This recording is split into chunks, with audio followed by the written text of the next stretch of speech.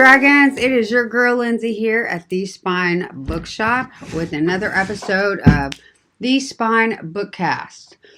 On today's episode, we have my intern and friend, Chloe Donegan. You have probably seen her on TikTok when we go live and that kind of stuff. But she is, I think, my youngest guest. Chloe, how's it going? Doing good. Good. All right, so we're just going to get into it. How did you get into reading? Always been a really avid reader since I was young. One of my first memories with books was my dad handing me down his original Harry Potter book set. Yes. And that was age 6. Okay. And I read those and immediately got invested in that world. Sure. And that led to buying the Quidditch Through the Ages and Tales of Beedle the Bard and Fantastic Beasts. And through that, I would go to the library and the librarians would start recommending this and that and this and that, where they'd give me like the Nancy Drew books and put me on Percy Jackson. Sure. The Vampire Diaries, loads of different books. And since then, I have just been reader nonstop. Found all of the ones I'm interested in, and then that led to an interest in writing as well. All right, because I know that you're working on writing a book as well. I'm very excited about this. Yes. Talk to me about that. Well, the book that I'm planning is currently all sorts of confusion for me. It's called Reacting to You, and it's going to be a science-based romance novel. Okay. It'll be focusing on a graduate student who is trying to finish her thesis while also being kind of an adjunct professor. Okay. Jumping between jobs here and there at different universities in New York. Sure. And she ends up running into a very well-known big name scientist. Sure. But I'm not going to say anything else on that. Okay. And it's going to be an enemies to lovers. Oh, I love those kind of stories. So what are you reading now? Right now, I am reading Icebreaker. Okay, that's the hockey thing, right? Hockey, and she is a figure skater. I'm currently going through a contemporary romance phase. Sure. So I have just read 3 Ellie Hazelwood books. One is called The Love Hypothesis. Yep. Loath to Love You. Yep. And I just am finishing on the last few pages of one of her newer books. It is Love Theoretically. Okay. That's cool. I've seen all 3 covers of those, 4 covers of those. I've seen all those, so I know that that's something.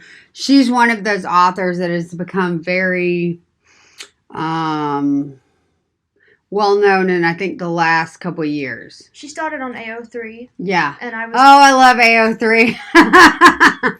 If I remember correctly, her first book, Love Theoretically, was originally a fanfic. Nice. And was then completely changed. That is not something I am saying is 100%. That is just what I remember. That's just rumors, yeah. For those of you that don't know what AO3 is, it's Archive of Our Own. It is a fan fiction website where authors can go on who aren't actually published authors. You can write whatever stories you want and publish it yourself. And then you can also go through and find hundreds of thousands of stories written by other people. Mm-hmm. And some are original fiction, some are nonfiction, some are very dirty.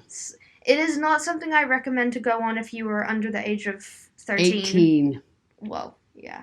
I started at 12. Well, so I know that you also like the Percy Jackson. Because, okay, this girl is obsessed with Harry Potter.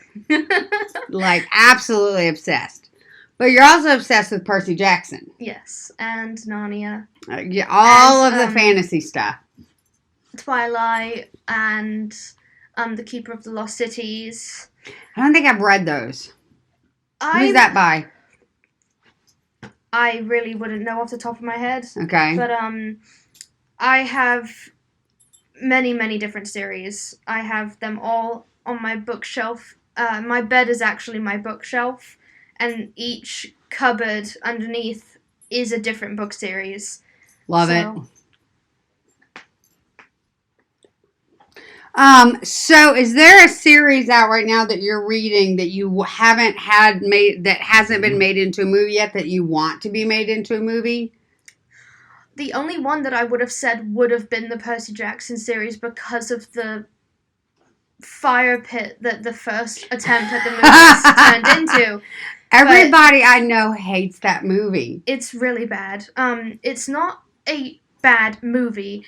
It is a bad Percy Jackson movie. That's a fair statement because I liked the movie, but that was before I read the books. It is a very well-made movie. Mm-hmm. The CGI is immaculate. The actors are amazing. Yeah. No hate on anybody who was involved with the project. The only thing was that it did not follow the actual storyline. So people who were going for actual Percy Jackson and the Lightning Thief were very disappointed. While people who were just going for this is a new Disney movie. This is about magic and stuff.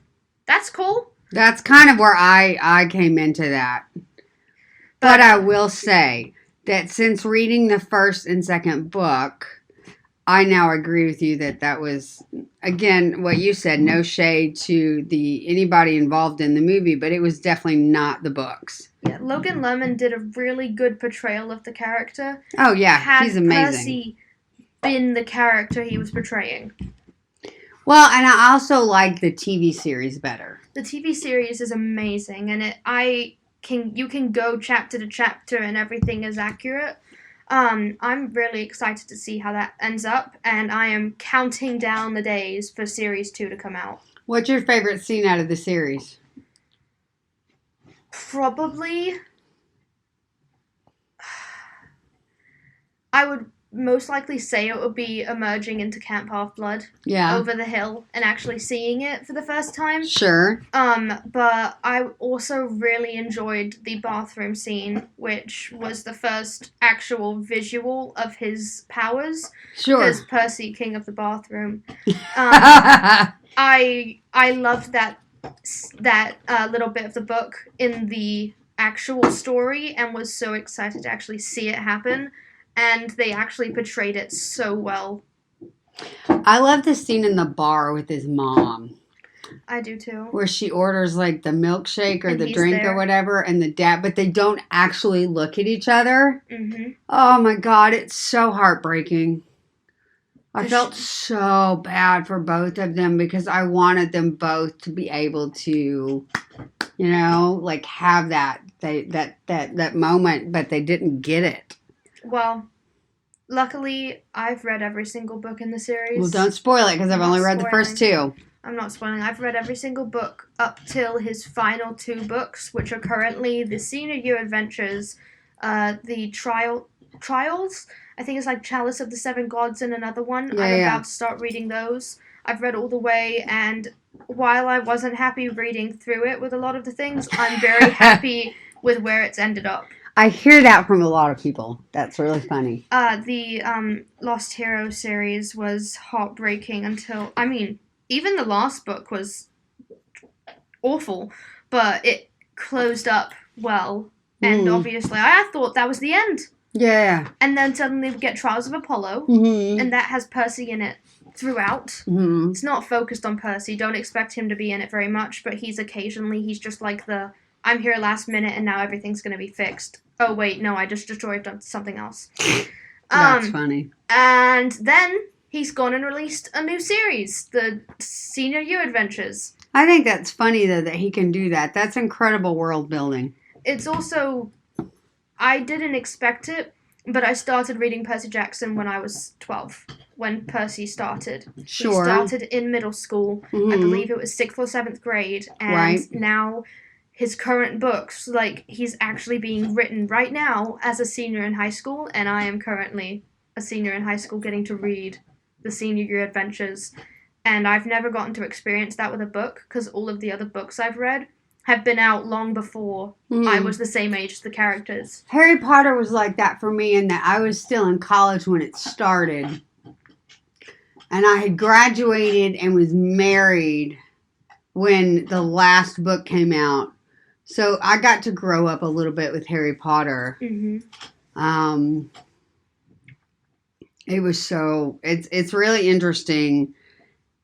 And I have since gone back and read that series years later. Oh, I've read it probably 20 times. I say it all the time that you can read one book through different periods of your life and it hits different. Mm-hmm. To Kill a Mockingbird is that way for me. I read it once and I've had that kind of... The experience of reading it was ruined because it was forced by school. I hate when schools do that. But, my kid just read it. Yeah, I hated the experience. The book was good, but I'm not going to read it again. You really ought to. Give it a couple years. I'll probably read it after college time. But you'll probably be forced to reread it in college, but don't treat it as a chore. It was how it was set up. Yeah, no, you should definitely read it like... Because there are a couple things about that book. So, one, when that book came out,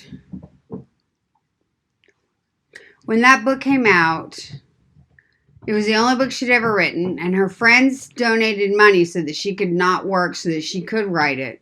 Mm-hmm. And it's one of the reasons that I refused to read All Along the Clock Tower, whatever that sequel is, because she did not want that book put out. And her family waited till she died, and then they put it out. So due to her respect, or my respect for her, I'm not going to read it. But when that book came out, I was really young. I think I was freshman in high school the first time I ever read it. And I remember reading and reading about how Atticus Finch would talk to his children and how he railed against the father of the girl who was accusing. Mm-hmm. And I just remember thinking, my gosh, everybody in this town is going to hate him. And he's doing it anyway. And then you watch, have you ever seen the movie? Oh my God. We got to watch the movie. Because Gregory Peck is the explicit personification of Atticus Finch in every way that I could possibly imagine someone doing it. Yeah. I just still... It'll be a while before I want to have anything to do with that. I hate that schools do that. I hate that schools suck all the fun out of reading. The only book that I've ever actually enjoyed was Percy Jackson and the Lightning Thief. Sure. I was actually assigned it in middle school, and it was the only one that was a fictional fantasy book that I had an interest in. Have you ever read the, what's the series about the kid who's a genius? Optimus Prime? No. Fowl? Optimus Fowl? Yeah, Fowl. What? Optimus Fowl. Yeah. Artemis, yes, okay. Yeah. I tried to read those. I watched the movie. I liked the movie, but then I tried to read the book, and it was just like, no, I can't. I've never looked at the books. He never was something that I really was interested in. Me either. I rather read Matilda. I loved Matilda. I thought that was a good one. So, is there a book that you've DNF'd that you started reading and you were just like, I can't. This book is awful. I can't. Wuthering Heights. Oh, God. Me too. Thank God. High five. I cannot stand that story. I was talking to Greg last week on last week's episode, and we were talking about the quote-unquote classics, like Wuthering Heights, Tale of Two Cities, anything by Dickens. And he likes them. I would rather chew my face off. I can do A Christmas Carol. Oh, ugh. I can do it because it brings in the fantasy aspect. I'm okay with that one as well because I performed in it on stage. But I've been in it too. I hate the book.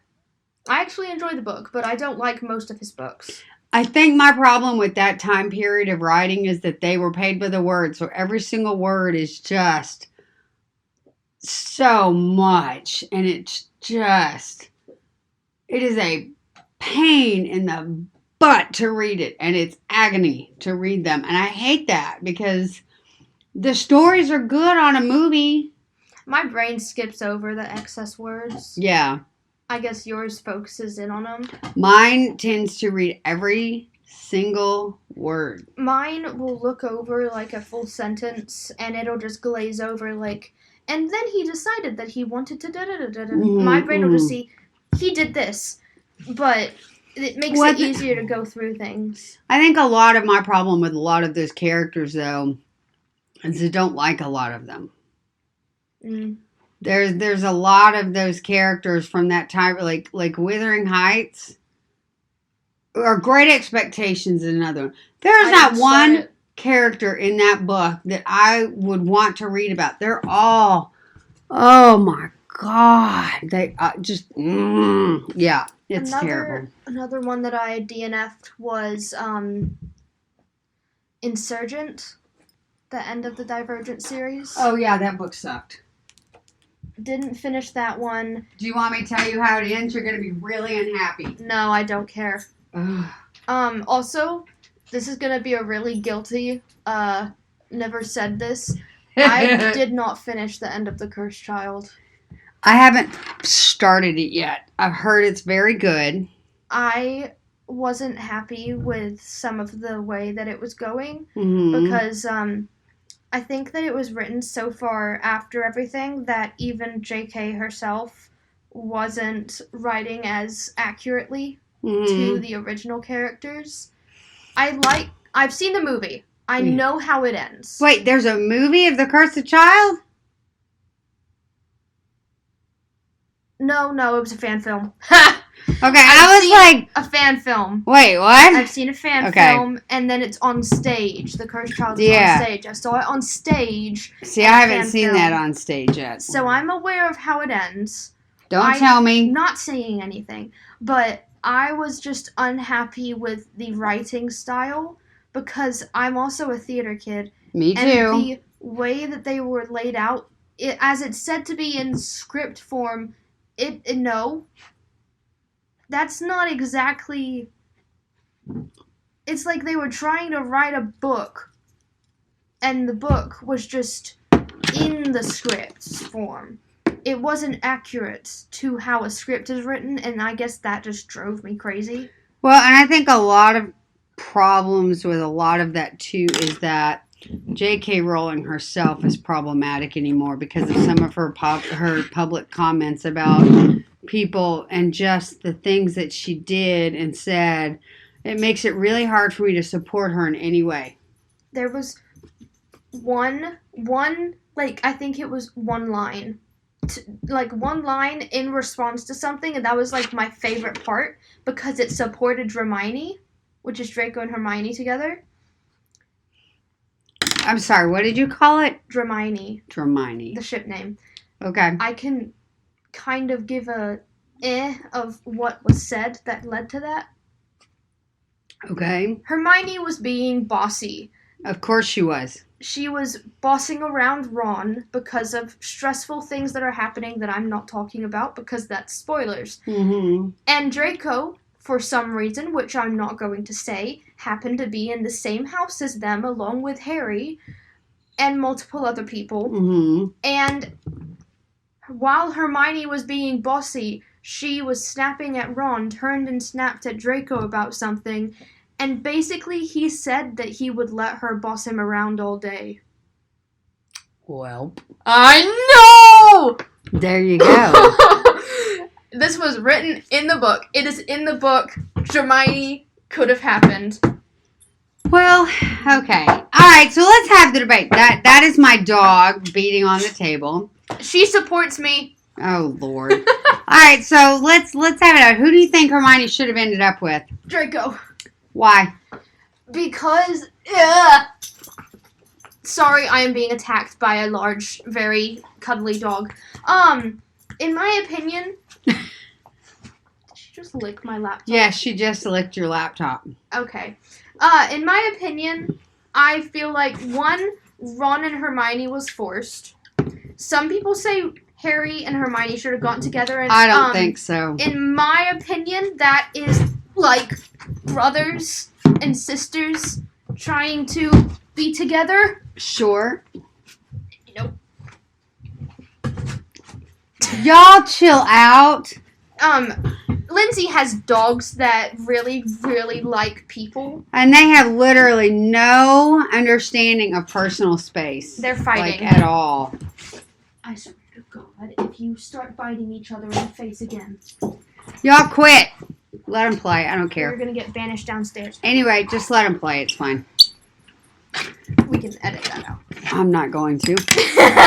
So anyway, just let them play. I don't care. Okay. So, as I said, Harry and Hermione is disturbing to me. Yeah, that's a brother-sister thing. Yeah, no. Hermione and Ron was forced because I feel like Ron was not in a place to try to be in any form of relationship at that level. And I just don't like Ron. He has, I don't know. I dislike his attitude and the way that he treats people. In my opinion, honestly, I really do like Draco and Hermione together because even though, yeah, he's kind of, what can we say? A douche. A douche. He's kind of a douche.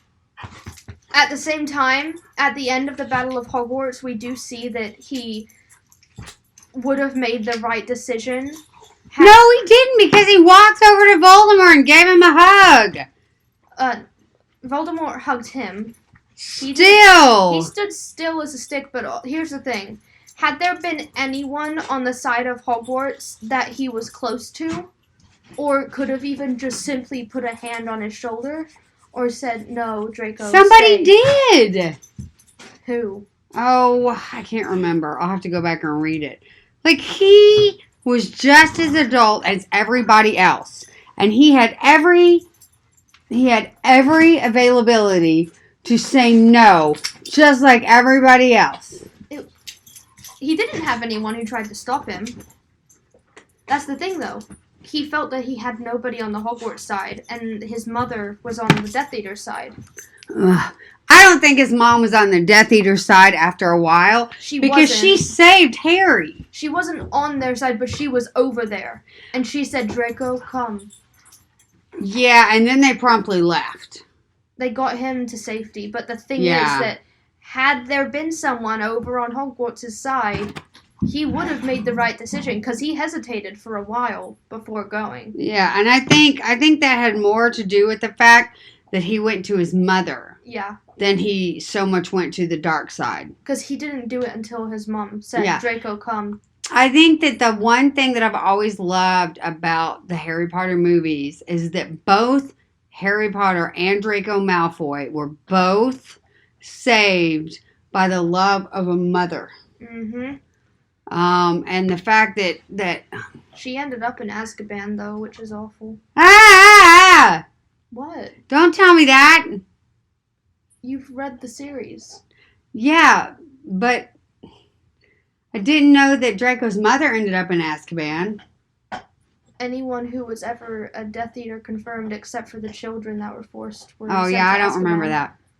I'll tell you the one thing that I wish they kept in the movie that I did not think about until my husband said it. So in the end of the book, Harry Potter tells Voldemort, don't make me do this. You know, begs him, stop, stop. Well, the entire final battle was entirely wrong. Right, but in the movie, like, the fact that Harry still... He was going to keep him alive. ...chose to show Voldemort mercy was so important. And the fact that in the movie they didn't keep that part. That whole battle was... Ugh. It made me mad. I didn't understand why they did it that way, because I think that was such a vitally important part about Harry's nature to show that he was still willing to show Voldemort mercy. Yeah, they also didn't need to throw in the Hermione kiss. That was just unneeded. Okay, I can see that, maybe, the Hermione kiss. I love the Hermione kiss, though. Yeah, but it was just out of the blue. Was it, though? I mean, they both thought they were going to die. So, you know. If I was with someone and we were about to die, I wouldn't just go and kiss them if we didn't. Oh, yes, you would, because you would think that was the last time that you're going to see them and that you're both going to die. You would want to make sure that that person knew that you loved them before you guys died. I'd say I love you.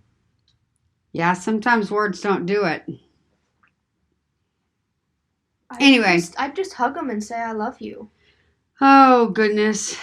Man, there's a lot of, I love the last movie for so many reasons, but there are also so many things about that last movie that I didn't like. The part 1. Yeah. We're not even going to talk about that. Because I'll get mad. So, here's another thing, too. Chloe has been assisting in the whole banned book shenanigans that have been going on down here in Rutherford County. So, as someone who has been in the school system while this has been going on, what has that been like for you? Odd, to say the least. How so?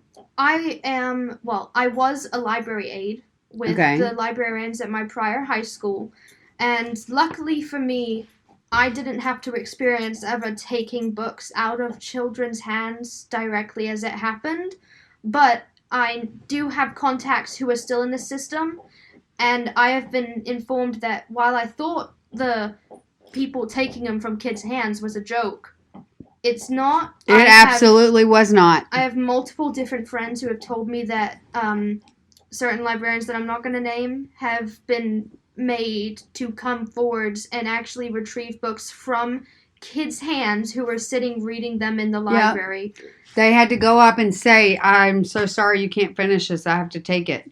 That made me so mad. But I am in discussion with a few librarians that I'm close with, including other people who just are teachers and English teachers in the school system. And it's very unreal, and there's a lot of just pure shock from many people. I can imagine. And it's also pushing a lot more people to just go out and buy these books that they're being told no to. Hey, man, I've told you, every time they ban a book, it's just a shopping list for me. I have bought numerous of the books and have others on my to-be-read list. Yeah. And in Amazon lists that are the ones that have been banned, such as A Court of Thorns and Roses. I still can't believe that one got. And people are saying, oh, well, it shouldn't be in the books. You know what? Junior, senior high school. Yeah. You know? And Red, White, and Royal Blue.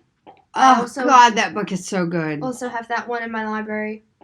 I can't name off any others off the top of my head that have been removed that I own, because I hear this band, that band, this band, that band, and it's so many that I'm just really unsure of what actually is gone that I have, and yeah, it's insane what's going on. Okay, well, let's actually talk about it. So I went through the list yesterday because I wanted to make sure I had the most updated list, okay? So, the most updated list that I have right now of the books that have been removed, we're not even talking about the books that are on the list. We're talking about the books that have been removed, okay? So, this is going to take a minute because there's a lot of books, but these are the books that have been removed, okay? Melissa by Alex Gina, Forever by Judy Blume, Glass by Ellen Hopkins, Grown by Tiffany Jackson, Ready Player One, The Female of the Species, The Kite Runner, Looking for Alaska. Yeah, I want you to tick off how many of these you read. To All the Boys I've Loved Before, Aristotle and Dante Discover the Secrets of the Universe, Concrete Rose, I Am Not Your Perfect Mexican Daughter, Crank, Fallout, Beautiful, Empire of Storms, House of Earth and Blood, Red Hood, What Girls Are Made Of, You, Infidus, Breathless, Damsel, The Haters, The Nerdy and the Dirty, Beloved, Homecoming, Queen of Shadows, The Perks of Being a Wallflower, Tower of Dawn, Wicked, Flamer, A Court of Frost and Starlight, Mist and Fury, Silver Flames, Thorns and Roses, Wings and Ruin, Impulse, One Last Stop, Red, White, and Royal Blue, Traffic, Identical, Kingdom of Ash, Life is Funny, Like a Love Story, People Kill People, We Are the Ants, The Selection, Pumpkin, The Mighty Heart of Sunny St. James, Heroine, Monday's Not Coming, Shiver, Smoke, and Speak. Now, the last ones, Pumpkin, The Mighty Heart of Sunny St. James, Heroine, Monday's Not Coming, Shiver, Smoke, and Speak have been retained at either the middle school or high school level, but they all have to have parental permission. Okay? And so when you look at this list, that is 60 books right there.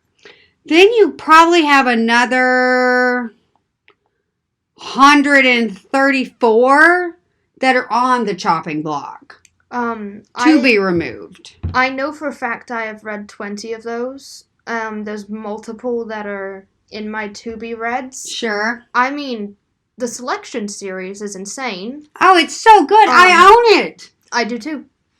I would make a hell of a movie too.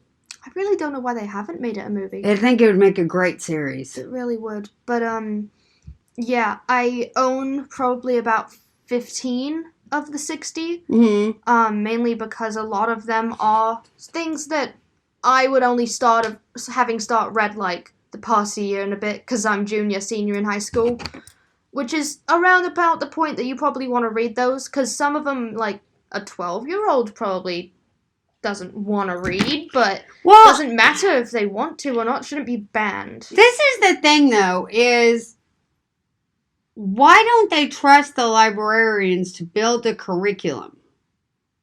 They trusted them. I mean, those librarians are putting their curriculum in the school, right?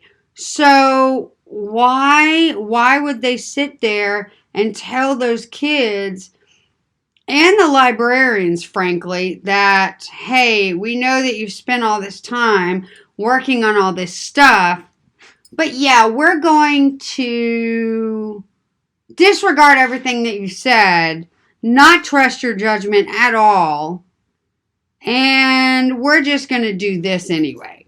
Like, it just boggles the mind. It really does. Mm-hmm. It's really insane. If any of you guys have actually watched any of the board meetings, I have spoken at the December 5th meeting.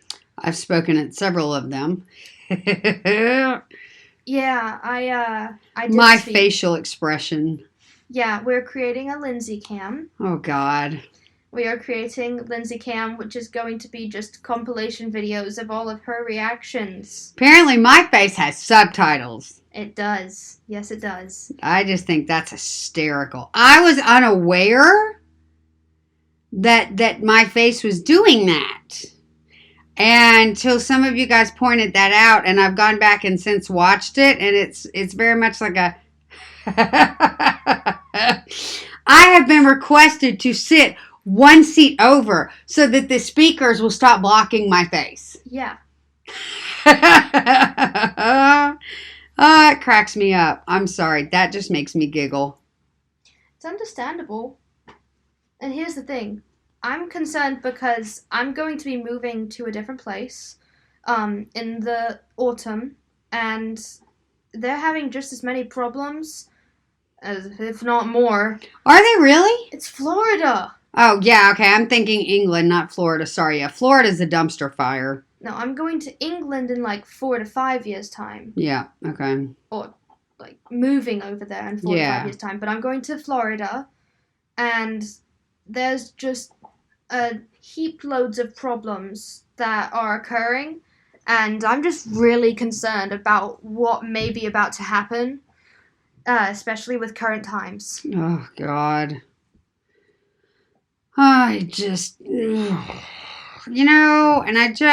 man, I'm telling you, dude, I sit there and I listen to all of the stuff that's going on, and I watch all of the stuff that's going on, and I just, it just drives me crazy. It really does.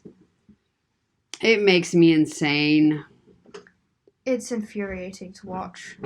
It's also really scary. It's really scary from the perspective of watching this happen and knowing that nothing is going to change. It's just not, because they don't care. They're just, I don't know. It worries me that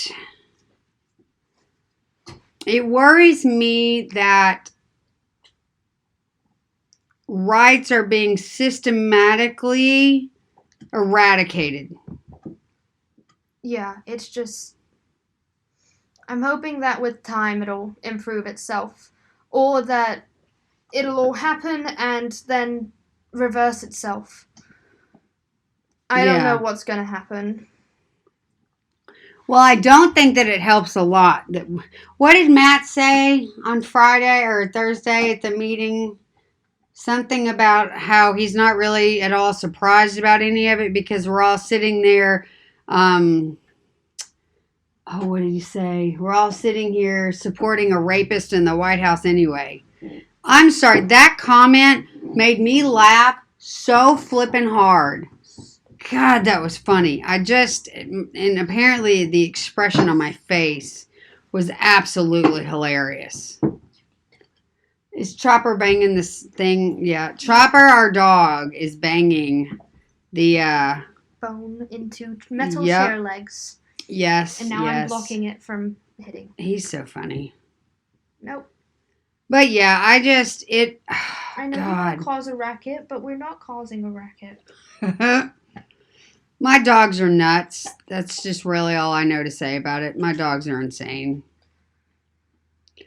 The thing about it is that really makes me nuts about all of it is that it's being done with such a reckless disregard for how it's going to affect things in the future. Mm-hmm. And it really kind of freaks me out a little bit. They don't care. They really, for real, do not.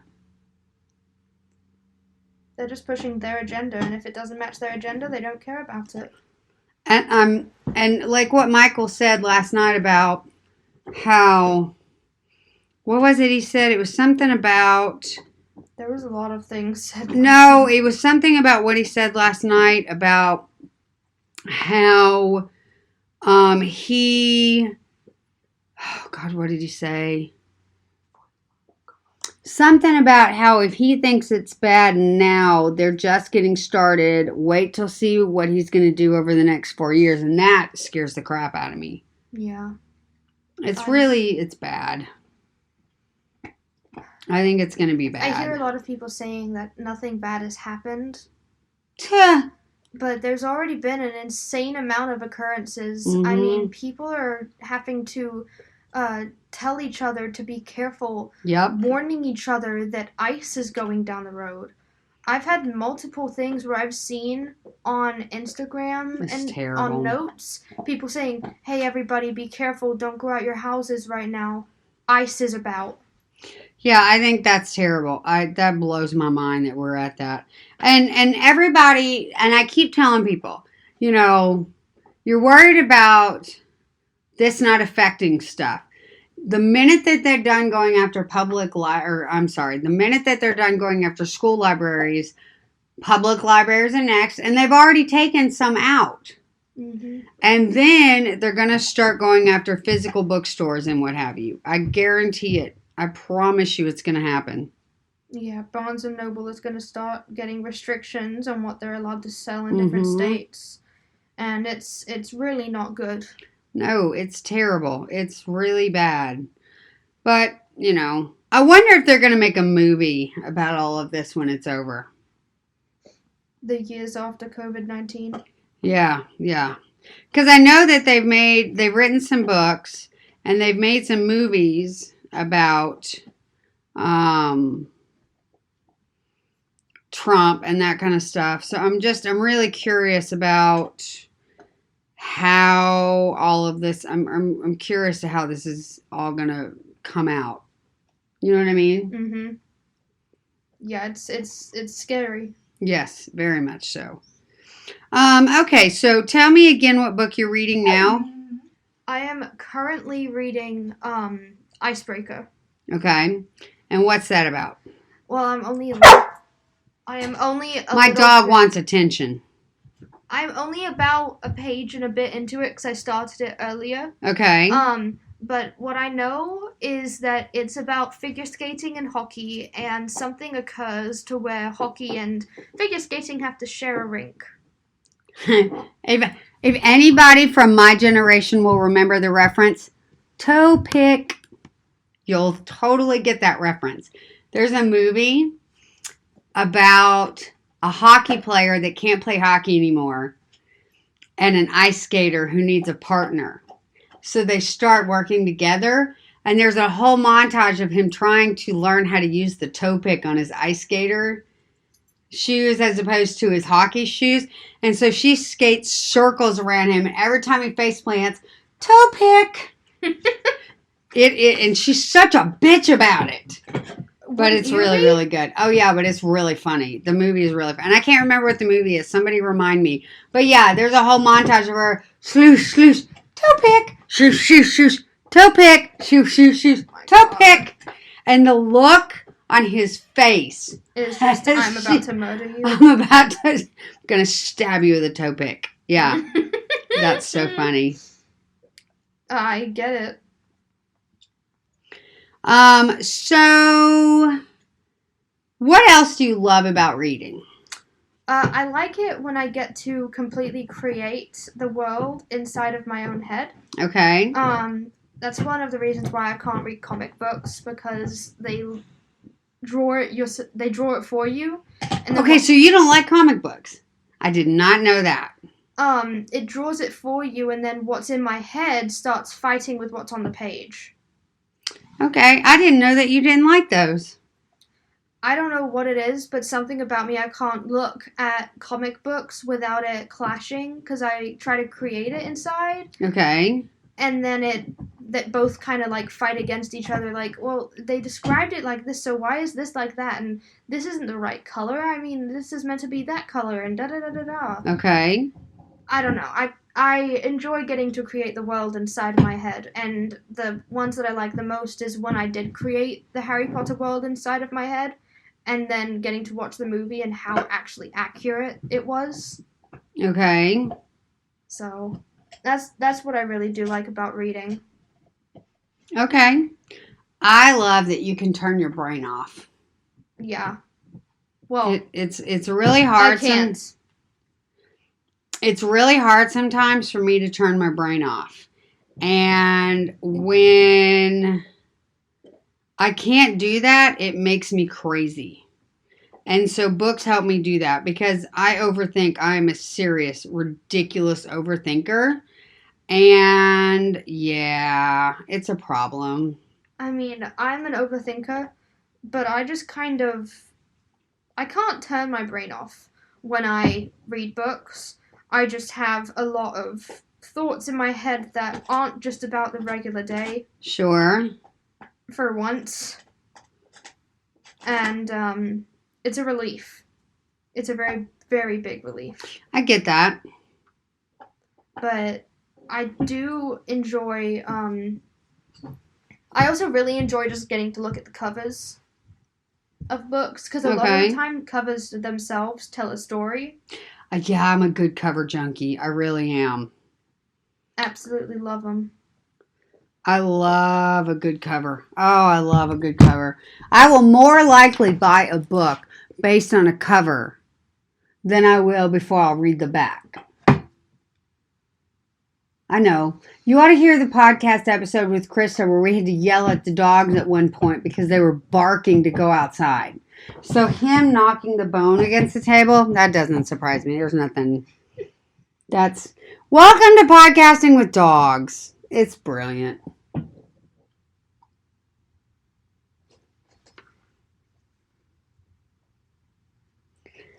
So...